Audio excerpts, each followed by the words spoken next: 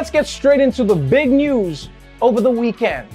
Yeah, I finally learned how to dunk. Boom! Turns out you just need to make the net a little closer to the ground. I don't know why I didn't think of that. Oh, and also, this happened. CNN projects Joseph R. Biden Jr. is elected the 46th president of the United States. There was jubilance as people flooded the streets today, celebrating from the White House to the West Coast. Celebrations in the streets in New York City, the tri-state, and across the world. On the streets of the largest cities, today, a party. In President Trump's hometown, New York City, Biden supporters shouted out their windows. There were bands and champagne, costumes and tears. An impromptu dance party broke out. We had Sweet Caroline sing-alongs and Na Na Na Goodbye sing-alongs. Oh yeah! What a day, what a day, what a day now. People were out in the streets, dancing, they were partying, people were singing Sweet Caroline, which was genius because any celebration that's singing Sweet Caroline isn't gonna get broken up by the cops. For real though, people, this was an amazing weekend. It was such a festive atmosphere. The Saturday was amazing, everyone was so happy. Even coronavirus was like, man, you guys have fun, I'm taking the day off. Nah, I'm kidding, I'm joining in, yum, yum, yum, yum, yum. But yes, that's right people, this weekend, Joseph Rihanna Biden was declared the 46th president of the United States. And I know it was tough waiting 4 days to get the final results, but it's actually cool that it happened on a Saturday morning, right? Because think about it, normally it happens on like a Tuesday, Wednesday, you just gotta be at home, but now people could soak it in. They heard the news while they were out with their families or going out for a walk or getting coffee. I mean, one guy even found out on the golf course. President Trump was not at the White House when he learned he'd lost it. He was golfing in Virginia, driven home past his critics cheering.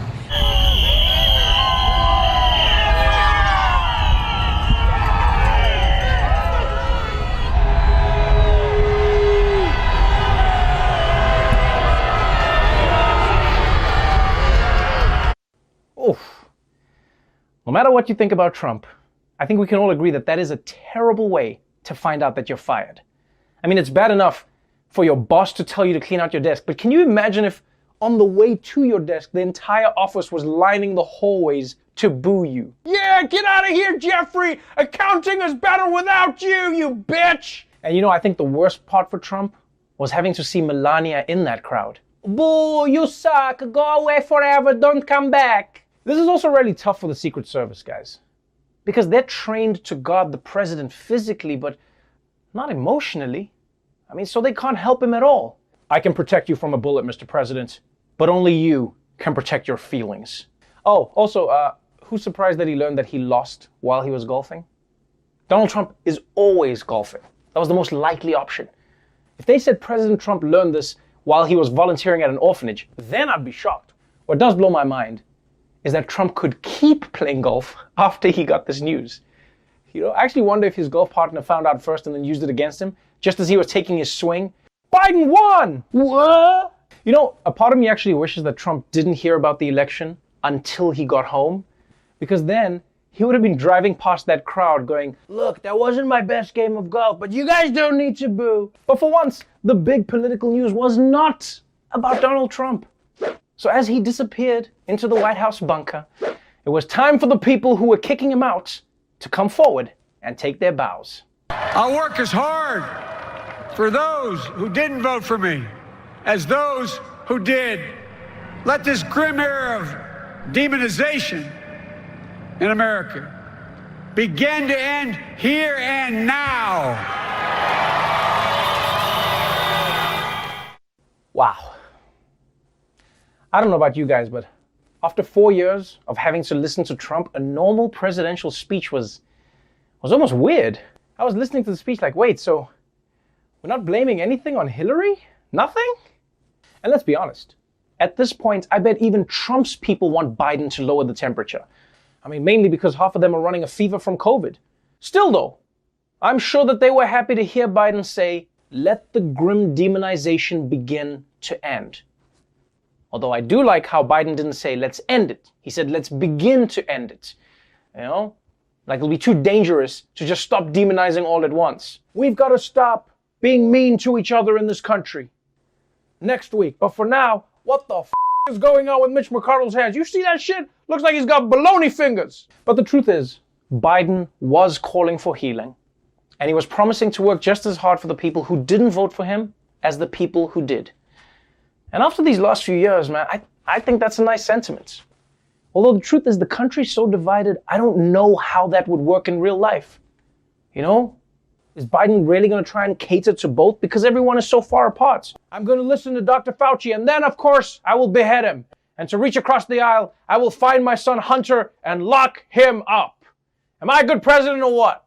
The point is, people, it's genuinely going to take some time getting used to speeches that sound like speeches. But otherwise, for Biden and Harris, it was a flawlessly choreographed evening. Well, except for one moment, when a confetti cannon went off, and based on the candidates' reactions, it doesn't look like they were expecting it.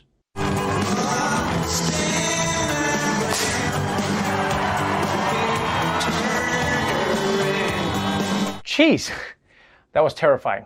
I don't know about you, but when I saw that, the black part of me in the movie theater came out. I was like, get out of there, Joe! They're trying to take you out! Come on, get down! This is actually something I think we need to address as a planet, people. We have to stop celebrating with things that sound like gunfire. Fireworks, confetti cannons, popping champagne corks, all of it. Half the time I'm like, whoa, did something good happen or is shit going down? I don't need to be startled like this anymore, people. And neither does Joe Biden. Why are you blowing up things next to Joe Biden? At this point, Joe Biden's campaign should be wrapping him in bubble wrap and storing him in the attic until Inauguration Day. The presidential election was called for Joe Biden. But Donald Trump has still not conceded, which I get. I mean, he wants to cling on to power as long as he can. And also, golfing isn't as much fun when you're not missing work to do it. And if it was just Trump's personal delusion that he won the election, it might not matter so much. But he's got a lot of people who are right there with him. Many are trying to steal this election from President Trump.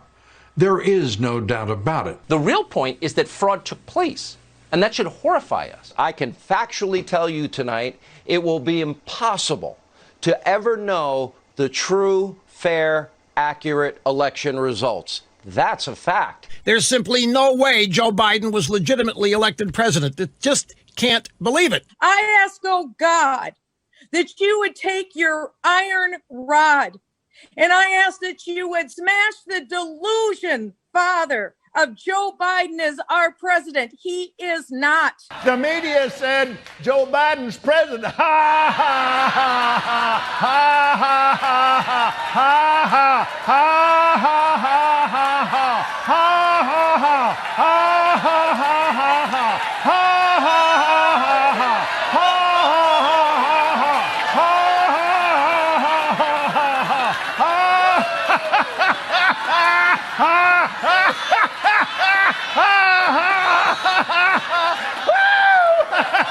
Either that man is the devil or he's auditioning to be the next Joker. The media said Joe Biden's president. Ha ha ha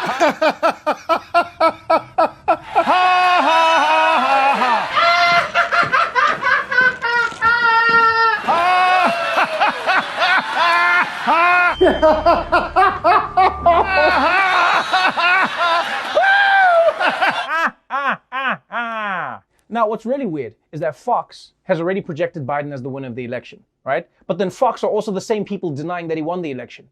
Like, which one is it? It's like when your dog wants to play fetch, but then refuses to let go of the ball. Make up your mind, Fido. And whether these people believe what they're saying or they're just pretending to believe it, it's terrifying either way. But regardless, it's not surprising. It's not surprising that people like Sean Hannity and Lou Dobbs are Trump ride or die. What's a bigger deal is that Republicans with actual power are also throwing their weight behind Trump's election challenges. Falling in line, key Republicans get behind President Trump and his claims without evidence of widespread voter fraud. The president has every right to look into allegations and to request recounts under the law. I'm going to stand with President Trump. If a Democrat were doing this, it'd be cheered on. And we're not going to let the media intimidate us The Secretary of State, Mike Pompeo, just told reporters that he basically does not trust the election results either. There will be a smooth transition to a second Trump administration.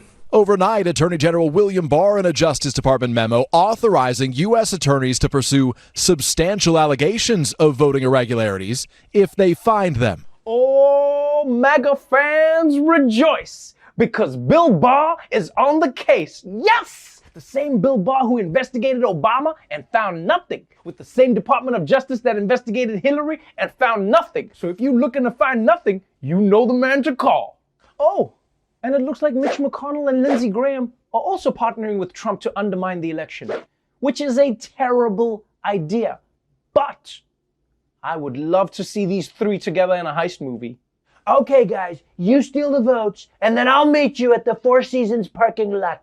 Which Four Seasons? Here we go again. Now look, I don't know if Donald Trump genuinely believes that he's the real winner of this election. I mean, keep in mind, he's also the person who actually thinks he looks good. Like, he does his hair in the morning and walks away from the mirror thinking, yeah, I nailed it. So who knows what he thinks? But the truth of the matter is, most other Republicans know that Joe Biden will be the next president. And right now, they're just saying what Trump and his base want to hear, not because they're worried about the vote that just happened, but because of the one that's around the corner. Lindsey Graham this morning fessed up as to one reason why they're standing behind him.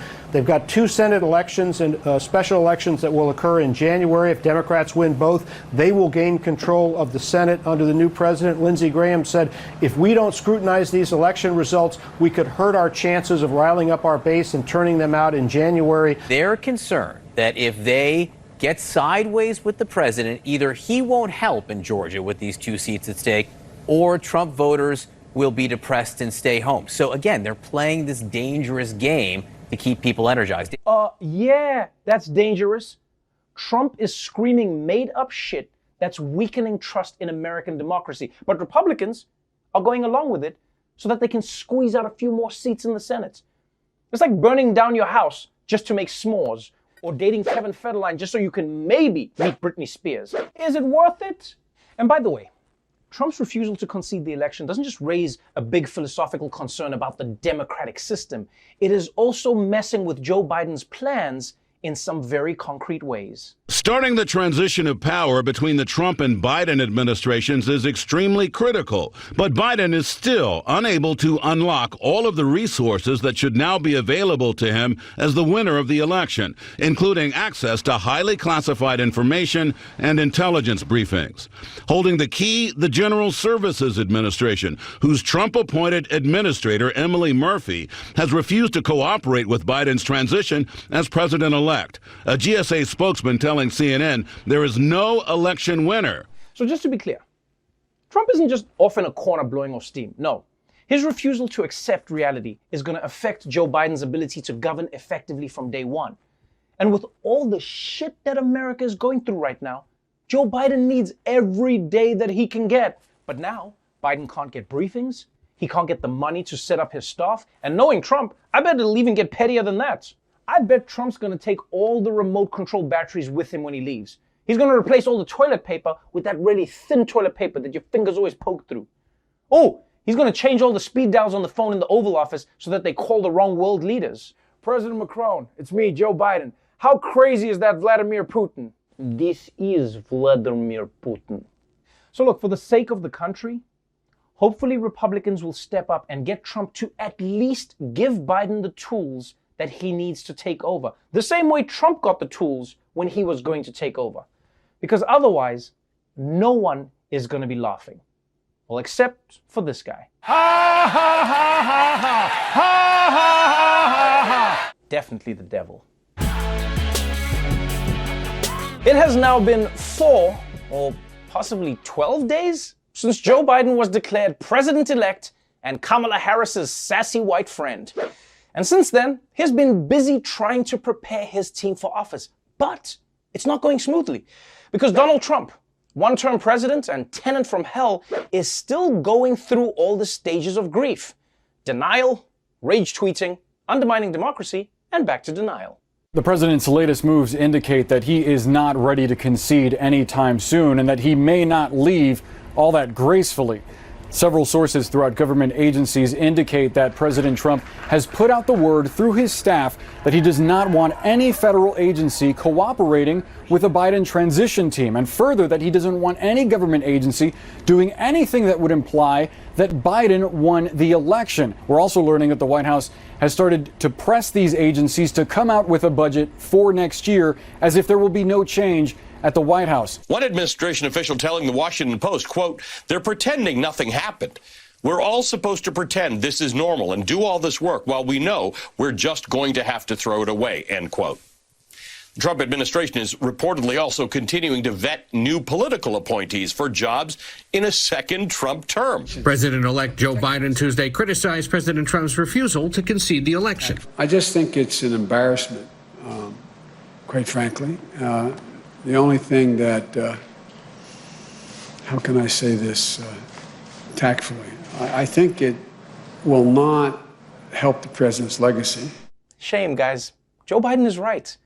Does Donald Trump really want denying the election results to be his legacy? Because I'd like to remember him as the president who kidnapped kids and helped kill 240,000 Americans, not for this. And please, can somebody tell me, how is Trump still vetting candidates for new jobs? What's that job interview like? So tell me, where do you see yourself in 5 years?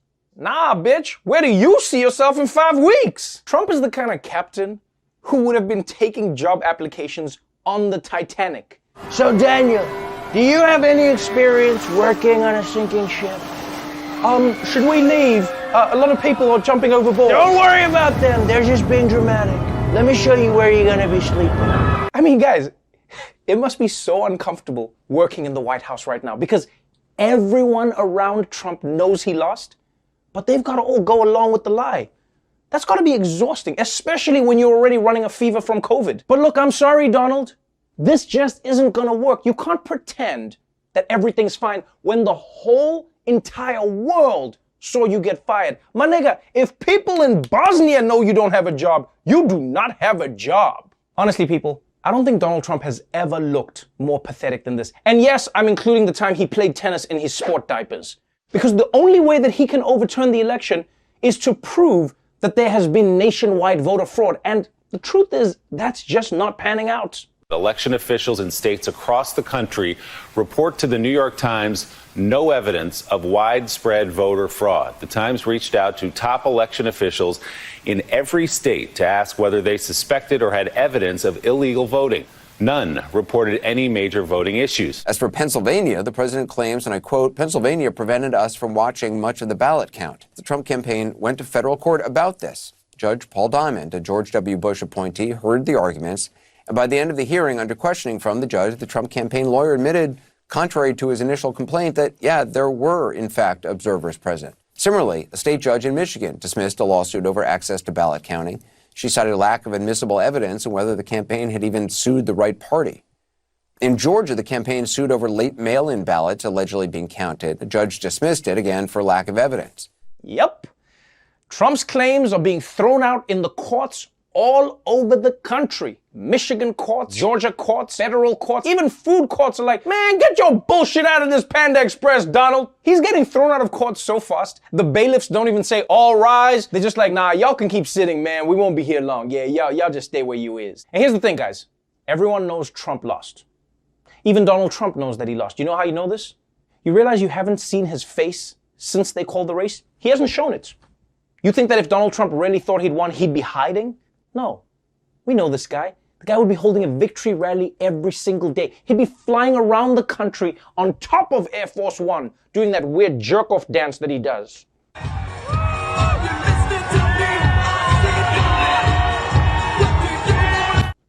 And just so we're on the same page, reporters haven't found widespread voter fraud. Election officials haven't found it. And even the courts haven't found it. So now, Republicans are putting out a mass call for voter fraud investigation volunteers. Republicans continue to search for widespread issues. In Texas, Lieutenant Governor Dan Patrick is offering up to $1 million to incentivize, encourage, and reward people for reports of voter fraud, even though there has been no evidence of any there. Right now we're in an evidence gathering phase. That's why we have a hotline. and that we're asking people to let us know if they have any of these irregularities that they saw. We'll pursue them, and then we will pursue legal action. The Trump campaign has set up this voter fraud hotline, basically, where it could field calls about these allegations of voter fraud. I'm told actually a lot of those calls have been prank calls that have been coming in. Oh man, these poor Trump lawyers. They're going to be getting into court like, Your Honor, I have a sworn affidavit proving voter fraud from a Mr. Seymour Butts and his good friend Ben Dover. And they're both very concerned. Wait a minute. But what do they expect? What do they expect? You're going to ask people to call in? What do you expect? The only calls anyone makes anymore are prank calls. Any other reason, you just text. Even when your granny calls you now, she's like, hello, sweetie, is your refrigerator running? Well, then maybe you should catch it, you loser. I also love how that one guy is offering $1 million for evidence of voter fraud. $1 million.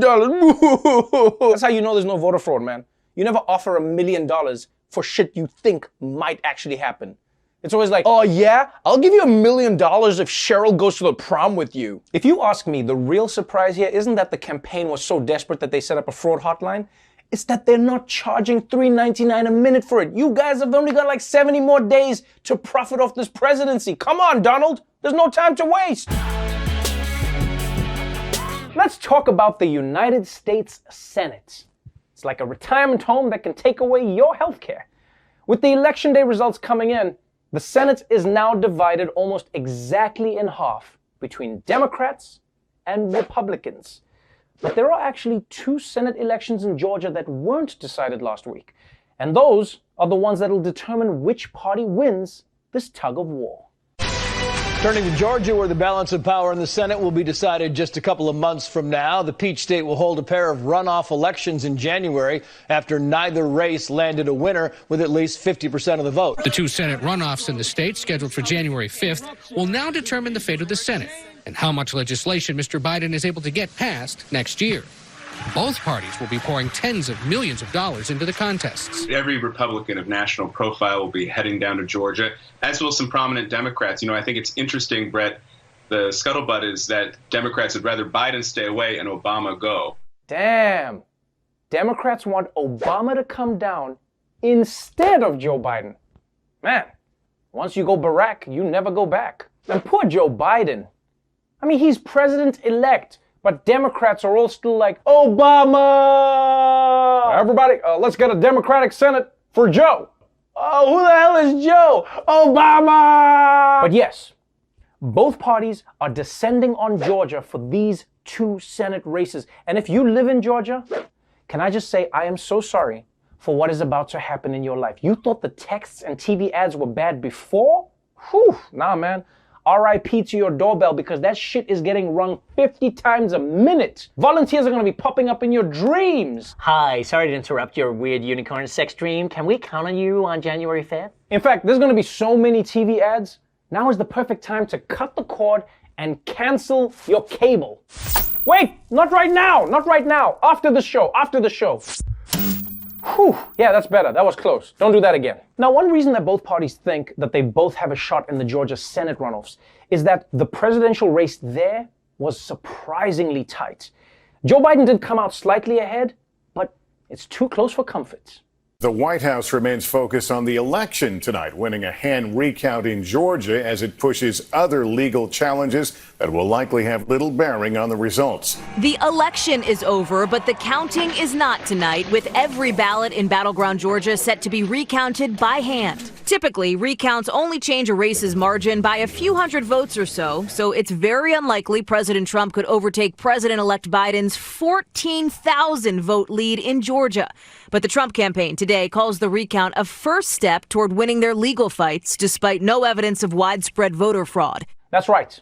Trump is getting a hand recount of every Georgia ballot. There's millions of them. Hand recount. And I don't think that's going to be fun for him. Because, I mean, it's bad enough losing Georgia by 14,000 votes, but now imagine having to hear them one by one. It's also strange how election recounts are the one time where people think counting by hand is better than by machine. There's never any other situation where we say, okay, that's what the calculator says, but just to double check, 5, 6, 11, 13, 25 would carry the 1. All right, yeah, I think the spaceship has enough fuel. You guys can take off. I also feel like counting each ballot by hand is going to take forever. Not just because of the numbers, but because it's Georgia. Have you ever been to Georgia?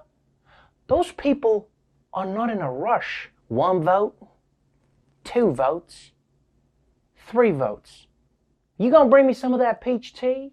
What they need to do is they need to go and hire Atlanta's trap rappers to do the counting for them. 1 in a 600,000 and 5 and a whoop and a million is done and again and a whoop and a million is gonna miss in and a count and a bit and a bite and a minute and a win. But as you heard, it's unlikely that Trump will actually find enough miscounted ballots to flip the results in Georgia. But even if he does, he still won't have enough electoral votes to change the overall results. Before we go, remember that Thanksgiving is coming up. And in the era of Corona, there are a lot of seniors who are homebound who are at greater risk than ever before because they don't know where their next meal is coming from. Luckily, Meals on Wheels is out in the streets delivering meals to elderly Americans every single day to help keep them safe and nourished in communities around the country. If you can help out with this noble cause, then please donate whatever you can at the link below.